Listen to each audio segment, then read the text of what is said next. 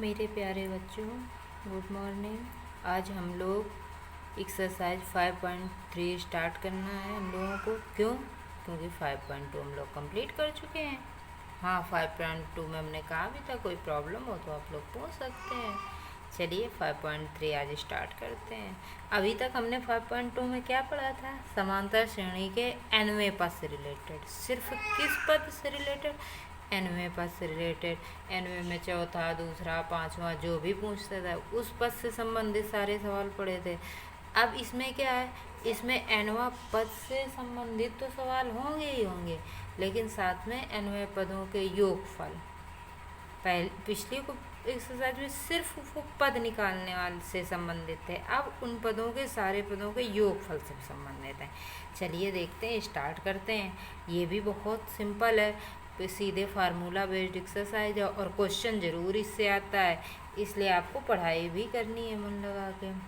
ठीक है, इससे क्वेश्चन जरूर आता है, 100% आता है। चलिए पहला क्वेश्चन क्या लिखा है? निम्नलिखित समांतर श्रेणियों का योग ज्ञात कीजिए। हमारी जो समांतर श्रेणी दी हुई है उनका क्या ज्ञात करना है? योग ज्ञात करना है। ठीक है, योग ज्ञात करने में आपके पास 4 पार्ट हैं पहले सवाल में। चारों पार्ट में पहले और दूसरे पार्ट को हमने छोड़ दिया। तीसरा पार्ट बताते हैं, जैसा तीसरा बताएंगे वैसे ही पहले दूसरे लगाने हैं। पहले दूसरे की कैलकुलेशन आपकी आसान थी, इजी थी, तो हमने सोचा आप लोग करेंगे। थर्ड और फोर्थ की थोड़ा सा कोई कैलकुलेशन टिपिकल हो जाएगी, वैसे आप लोगों को करना तो आप ही लोगों को चाहिए, लेकिन हमने सोचा चलिए थर्ड फोर्थ हम बताते हैं। देखिए क्या लिखा है? 0.6, 1.7, 2.8, डॉट 100 पदों तक। कितने पदों तक योगफल ज्ञात करना है? 100। फिर वही काम, योगफल का फार्मूला हमारा होता है SN बराबर n/2 2a plus n-1 into D. इसके लिए हमें चाहिए क्या क्या? A चाहिए, N चाहिए और D चाहिए। निकालेंगे किससे? ये जो श्रेणी दी हुई है। A बराबर 0.6, D बराबर क्या करते हैं? दूसरे पद में पहला पद घटा देते हैं। पूरी एक्सरसाइज 5.2 में यही तो हम लोगों ने किया है, यही तरीका है सारवांतर निकालने का। D बराबर 1.7 माइनस 0.6 घटा देंगे तो घटाएंगे तो 7 में 6 1, 1 में 0 दशमलव घटाना है, बहुत ईजी है। अब n उसने साफ साफ कह दिया है, कितने पदों तक? 100 पदों तक। फार्मूला SN बराबर n/2 2a plus n-1 into D. सब इससे रखिए। 100 पदों तक है, n की जगह 100 है, 100 निकालना है आपको। 100/2, 2a की जगह 0.6 है, plus n 100 minus 1 into D 1.1। चलिए देखिए क्या है आगे। 2 का डिवाइड हो गया, 50 बचा, इसका मल्टीप्लाई करवा 1.2 हो गया, प्लस 100 में 1 गया, 99 बचा इंटू 1.2। इसका 1.1 का इसमें मल्टीप्लाई करवा दिया। फिर इन दोनों को क्या कर दिया? जोड़ दिया। अब ये कोष्टक हटता है, कोई निशान नहीं होता, तो किसका होता है? गुणा का, यानी मल्टीप्लाई का। दोनों को क्या करवा दिया? गुणा करवा दिया। आंसर आ गया। 100 पदों का योगफल कितना आ गया आपका आंसर? बस 5550। है तो हट गया, कोई वैल्यू नहीं। ठीक है, इसी प्रकार आपका अगला क्वेश्चन है। अगला क्वेश्चन अपान का है, एक और सेम इसी प्रकार देखते हैं, ताकि पहला और दूसरा लगाने में आपको कोई प्रॉब्लम ना हो, समस्या ना हो। देखिए क्या है। श्रेणी आपकी दी 1/15 है, कॉमा 1/12 है, comma 1/10, comma dot dot dot 11 पदों तक। कितने पदों तक निकालना है? 11 पदों तक। साफ साफ इसमें बता दिया है हमें, कोई दिक्कत नहीं है। फिर a बराबर 1/15 प्रथम पद a होता है। d कैसे निकालते हैं? द्वितीय में प्रथम घटा के 1/12 माइनस 1/15। इसका ले लेंगे एलसीएम हम लोग। एलसीएम 60 होगा, 12 पंचे 60 तो 5 हो गया, 15 चौको 60। जैसे भिन्न का जोड़ना घटाना होता है। 5 में 4 गया, 1/60 प्लस लगा दिया, कोई लगाने की कोई आवश्यकता नहीं है। ठीक है, एन कितने पदों तक बात की है? 11 पदों तक। फिर वही फार्मूला। देखिए हम हर क्वेश्चन में फार्मूला लिखते हैं। क्यों लिखते हैं? प्रत्येक क्वेश्चन में, ताकि आपको फार्मूला बार बार रिवाइज और याद हो जाए। आपको भी यही काम करना है, अपनी कॉपी में नोट करने पे या अपने प्रैक्टिस होमवर्क वाले क्वेश्चन करने में पूरे क्वेश्चनों में आपको फार्मूले लगाने हैं। ठीक है, फार्मूले जितनी बार आप लिखेंगे आप अपने आप याद होता चला जाएगा। लिख दिया फार्मूला। एन का मान कितने पदों तक है? 11, 11 हो गया। 11 बराबर n की जगह मान रख दिया 2, a की जगह a का मान रख दिया, n-1, d की जगह d का मान रख दिया। ठीक है, 11/2 2 को 1 में मल्टीप्लाई कराएंगे तो 2/15 प्लस 11 - 1 गया 10 घटा 10 एकम 10 10 बटे 60। फिर दोनों का एलसीएम ले लेंगे। एलसीएम क्या हो जाएगा 15 चौको 60। एलसीएम आपका 60 हो जाएगा। तो कितनी बार होगा 4 बार होगा। तो देखिए 4 जब इससे आएगा तो इसमें 2 को गुणा कर 4 में 2 को गुणा हो जाएगा तो कितना हो जाएगा 8। ये लिखा है कि नहीं लिखा। 11/2 8 + 10/6 दोनों को जोड़ देंगे 18 हो जाएगा। जो कट जाएगा काट दीजिए ऊपर नीचे। 2 से कट रहा है 9 बार कटा, इनका मल्टीप्लाई करो। फिर 3 से कट रहा है 3 से काट दिया। जो कट गया लास्ट में हमारा आंसर आ गया। तो 11 पदों का योगफल कितना हो गया 33/60। 2 क्वेश्चन हमने कराए तो अब दिक्कत तो नहीं होनी चाहिए। फर्स्ट और सेकंड आप लोग करेंगे, लेकिन फिर भी अगर कोई समस्या हो तो आप लोग पूछिएगा, कोई दिक्कत नहीं है। ठीक, हमें जो समझ में आ रहा है कि थोड़ी सी प्रॉब्लम कैलकुलेशन आपको इजी हो जाए, इसलिए वो वाले हम बता दे रहे हैं क्वेश्चन। लेकिन जो छोड़ रहे हैं अगर उनमें से भी आपको कोई प्रॉब्लम हो तो आप पूछ लीजिएगा, कोई दिक्कत नहीं है। चाहे आप मैसेज द्वारा पूछ लीजिए, कमेंट द्वारा पूछ लीजिए, चाहे जिस प्रकार से पूछिएगा। ठीक है बेटा, चलिए अगला क्वेश्चन आते हैं हम लोग। अगला क्वेश्चन क्या कह रहा है, कह रहा है कि नीचे दिए गए श्रेणियों योगफल ज्ञात कीजिए श्रेणी का।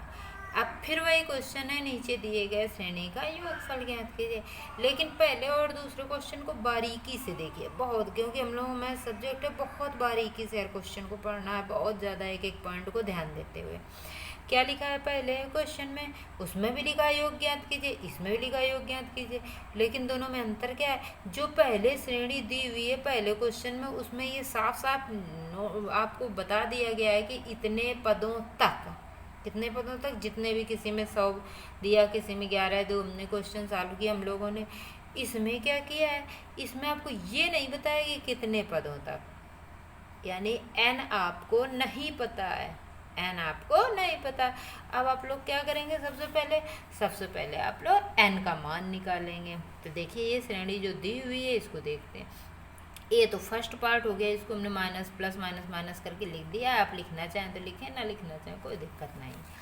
हाँ, a बराबर प्रथम पद -1, d बराबर -8 में ये घटेगा -8 माइनस -5। ये फार्मूले वाला है जो लगता है, और ये माइनस आपके श्रेणी में दिया है।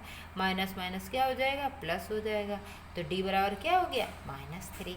अब जो ये लास्ट में दिया है, ये हमारा अंतिम पद का काम करेगा। किसका काम करेगा, an का। अंतिम पद को, nवें पद को क्या बोलते हैं, an। तो an बराबर हमारा क्या हो गया -230। अब देखिए इसमें an का भी फार्मूला लगेगा, n पदों के योगफल का भी लगेगा। दोनों प्रयोग हो गए कि नहीं हो गए, देखिए कितना आसान है, देखते हैं। an बराबर a + n-1 × t। सारे मान रख दिए हमने जो पिछले थे। an का मान 230, a का मान -5, t का मान -3।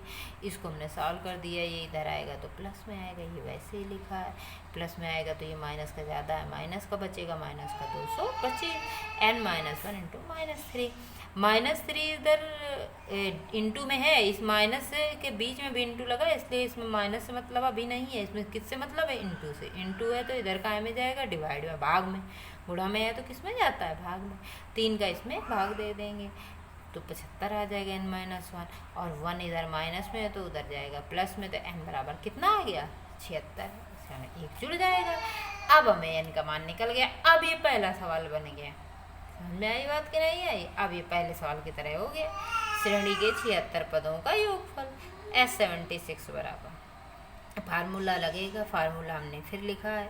फार्मूले में सारे मान रख दीजिए। n की जगह 76, 2, a की जगह -5। ये हमारे मान यहाँ लिखे हैं। a की जगह जो निकला है, जो आप सोचो a और d कहाँ से आ गया। a बराबर -5, d बराबर -3, और n हमने अभी भी निकाला, यहाँ रख देते हैं। सारे रख दिए गए इस लाइन में मान। इसको सॉल्व करिए, इंटू करा -10, 1 75 हो गया, इंटू -3। इसका भी मल्टीप्लाई करा है, दोनों माइनस के हैं तो जुड़ जाएंगे। जब माइनस के हैं जुड़ जाएंगे तो, और कोष्टक हटेगा तो इनका क्या हो जाएगा, गुणा। तो 38 का गुणा 235 में कराएंगे, ये आएगा। तो कितना आ गया योगफल, -8930।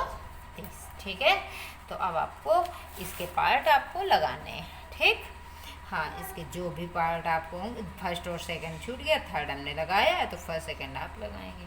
कोई दिक्कत हो फिर पूछिएगा। चलिए अगला क्वेश्चन देखते हैं। क्वेश्चन 3 में क्या लिखा है, एक एपी में। अब देखिए क्वेश्चन 3 की बहुत सारे पार्ट हैं, तो और वो सारे पार्ट किसके भी हम बात कर रहे हैं, एपी। एपी का मतलब समांतर श्रेणी। तो हमें ये बताना है कि इसको कैसे लगाया जाएगा। तो देखिए इसका तीसरे का हमने थर्ड पार्ट लिया है। कौन सा लिया है, यहाँ थर्ड पार्ट लिया है। थर्ड पार्ट में क्या लिखा है, A12 बराबर 37।